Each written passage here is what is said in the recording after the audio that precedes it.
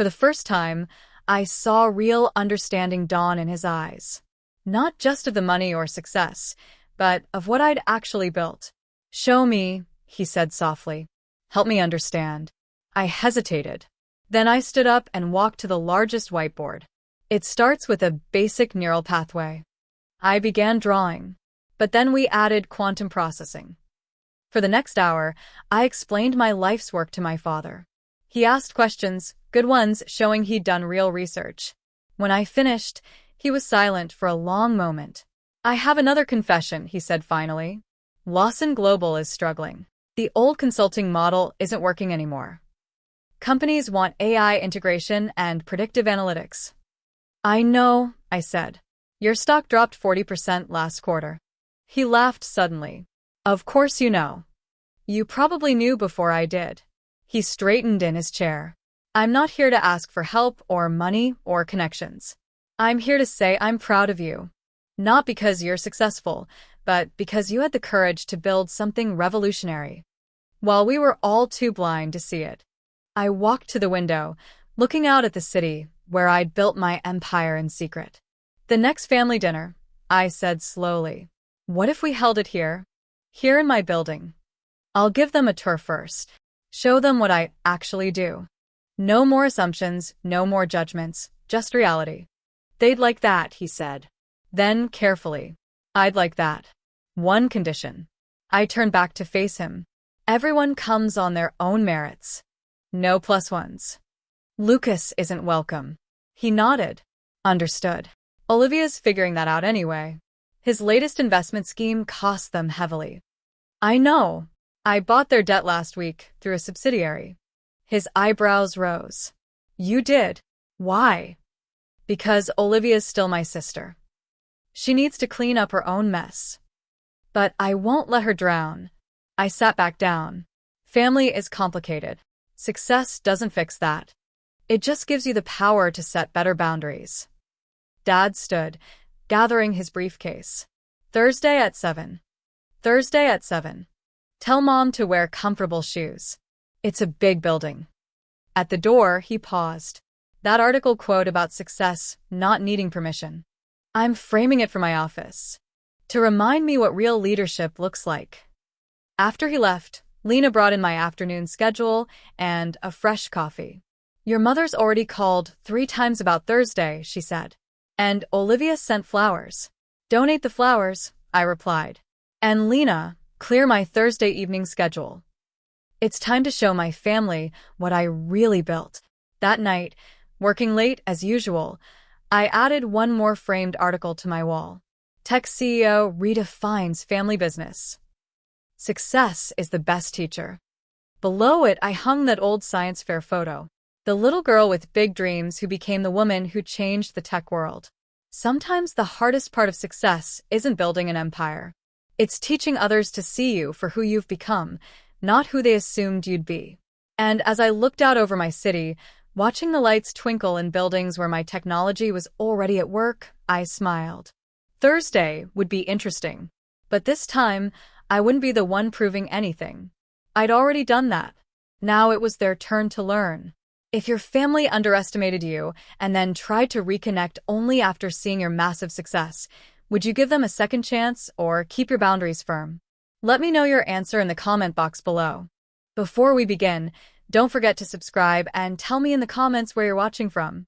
Greetings, I'm Sophia, and I've reached the age of 37. Allow me to recount an intriguing experience and how I swiftly handled it, as I'm not one to be deceived. Contrary to many tales I've encountered, surprisingly, I had a good relationship with my mother-in-law before everything unraveled. Our bond was smooth, filled with warmth, perfection, and mutual respect. My husband, Marcus, was the love of my life, my partner in crime, and my best friend. From my perspective, everything seemed picture perfect. This isn't a delusion or oversight on my part.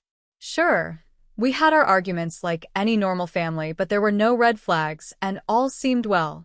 However, the shocking turn of events that followed left me bewildered.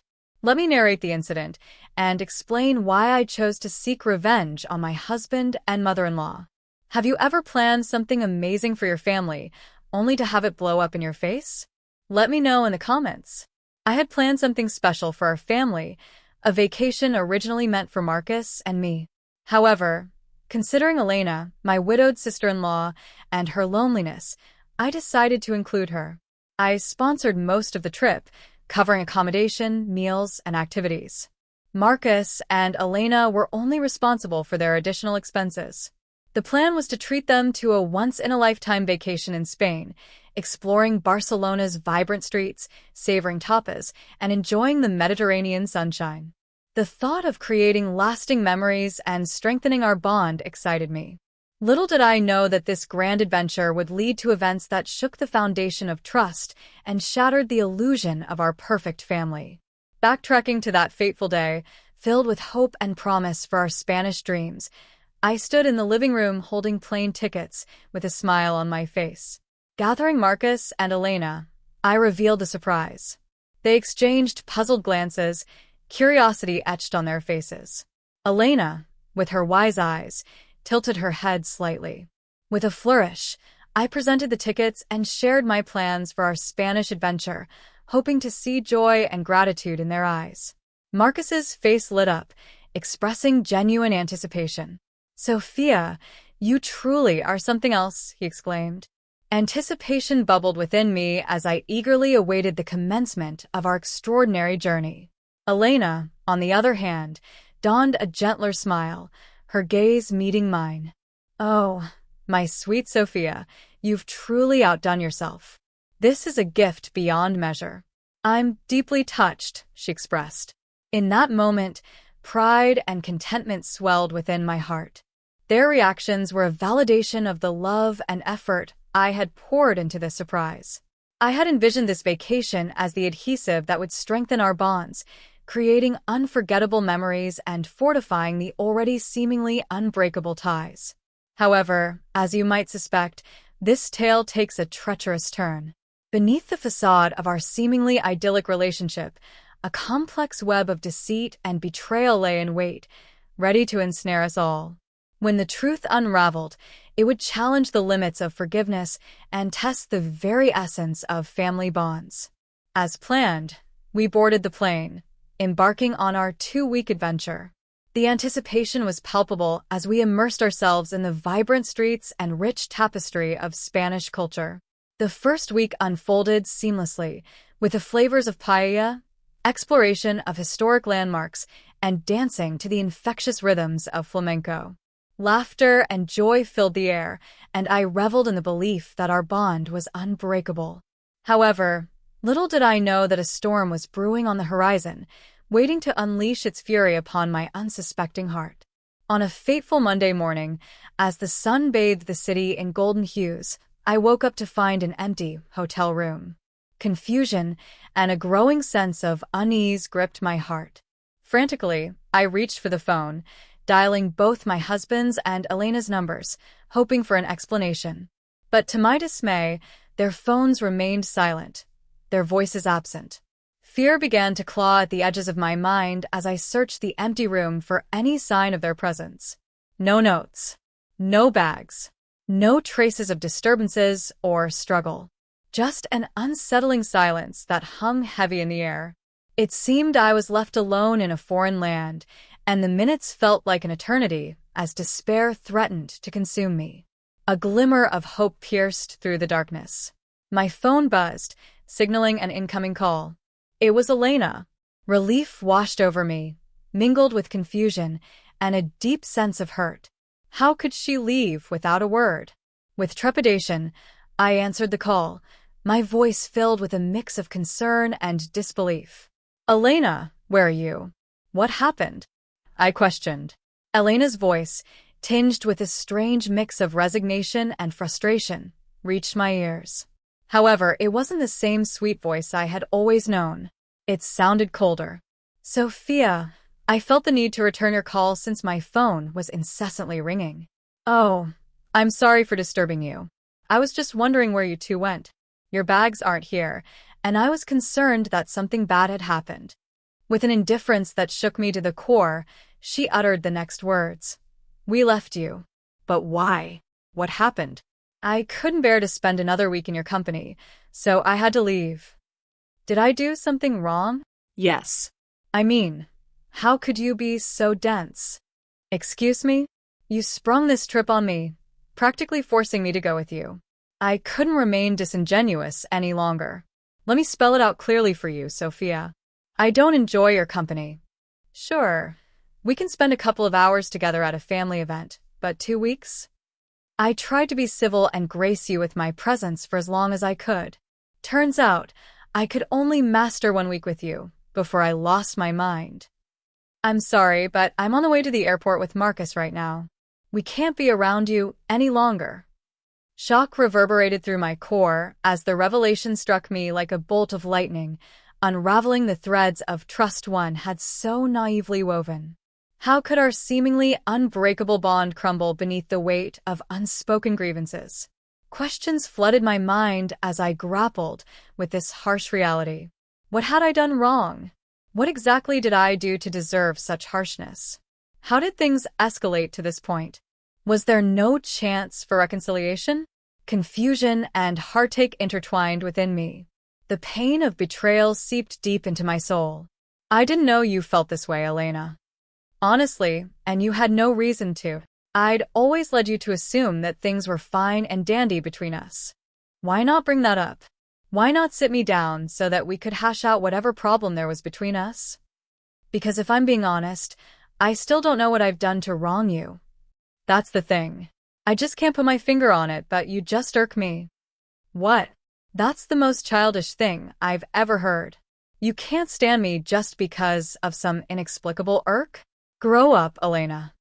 I thought I offended you or something, but I didn't do anything wrong, right? Not necessarily, but it doesn't matter. What matters is how I feel about you, and I feel that you're annoying, and I just can't stand being around you. If that's the case, then why did you say yes to coming with us on this trip? Because it was a free trip to Spain. No one is going to turn down that opportunity.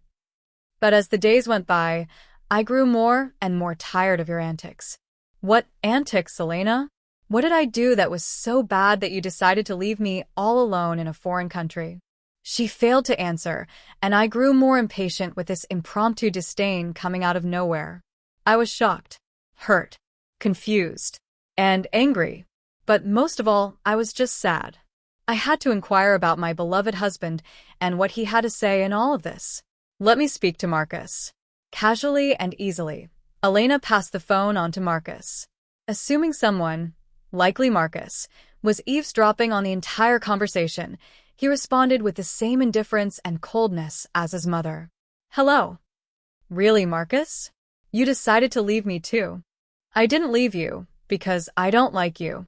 I left because my mom needed me to take her home. So you knew about all of this? How long have you known about your mother's apparent hatred towards me? For some time now.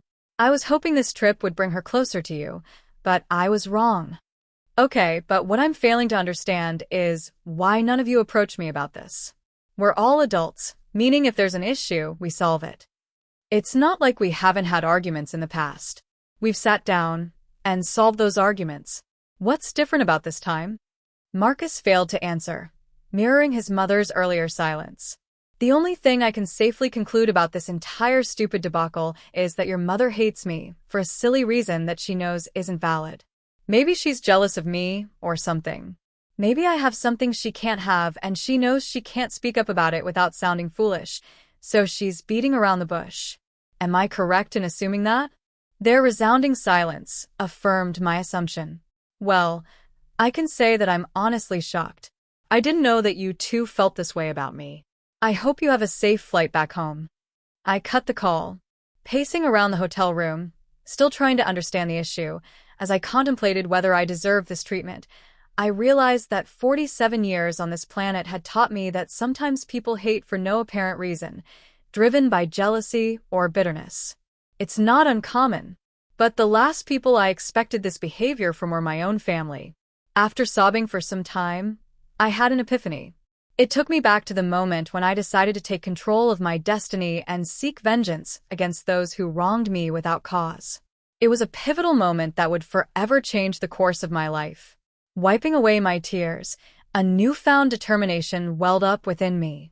I refused to waste any more precious emotions on their actions. It was time to show them they couldn't trample over my heart and get away with it. With trembling fingers, I dialed my childhood friend Liam's number, knowing I could trust him with my darkest secrets. After pouring out my heart and explaining the painful betrayal, I cautiously asked if he could assist me in my quest for justice.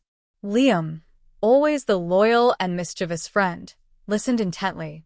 His voice filled with a mix of concern and excitement, reassuring me that he had my back. Sophia, my dear friend, you're a force to be reckoned with, and you know you can count on me for anything and everything. So, what are you planning on doing? Well, Liam, you know how your construction company always has excess sawdust. Yes, it can be quite a hassle to get rid of sometimes. I believe I've found the perfect use for it. His curiosity piqued. I unraveled my plan like a carefully crafted script, detailing how we would execute the ultimate act of retaliation. Bags of sawdust would be delivered to Elena's house, infiltrating every corner and crevice, leaving an indelible mark of chaos and betrayal. Liam couldn't help but smile at the brilliance of my idea, a subtle yet impactful reminder to Elena of the stress she had unleashed upon my life. Armed with Liam's expertise and my newfound determination, we set our plan into motion. The question arose, how would we get inside the house before they returned? You need to get the spare key hidden under the potted plant on the patio. Then you'll be in. Wow, you thought of everything, huh? I'm not one to be played with. I think I'm a reasonable woman, but if they want to go lower and act childish, then I'll go even lower, atta girl. As the hours passed, anticipation swirled within me. Liam assured me that the mission was complete, and soon I would witness the fallout of our carefully orchestrated chaos. Then, like a sweet melody in my ear, my phone chimed with a message from Liam. I eagerly opened the pictures he had sent, revealing a sight to behold. Elena's once pristine home now resembled a post-apocalyptic wasteland, drowned in a sea of sawdust. Every nook and cranny had been touched by our mischievous hands, a scene straight out of a surrealistic painting, an embodiment of the chaos that had unfolded in our lives. I called Liam, and his laughter echoed through the phone. I couldn't help but join in. It was a cathartic release, a shared moment of triumph against those who had betrayed me. I expressed my heartfelt gratitude to Liam, acknowledging his willingness to tread the path of mischief with me. He simply said, "Naughty can be so satisfying, my friend." As the clock ticked away, I could feel the tension building within me. How would Marcus and Elena react when they walked through the doors of their once beloved home? The anticipation was almost unbearable, a heady mix of nerves and vindication. I couldn't help but relish in the thought of their bewildered faces and disarrayed emotions. Hours later, my phone erupted with frantic energy. It was Marcus. His voice was laced with panic and disbelief as he described the chaotic scene that awaited them, the sawdust-covered house standing as a testament to their betrayal. My heart danced with wicked delight as I listened to his exasperated voice. At that moment, I knew that the message had been received loud and clear. Their actions had consequences, and the chaos they had sown had come back to haunt them. Sophia, it's just awful. Mom is in hysterics.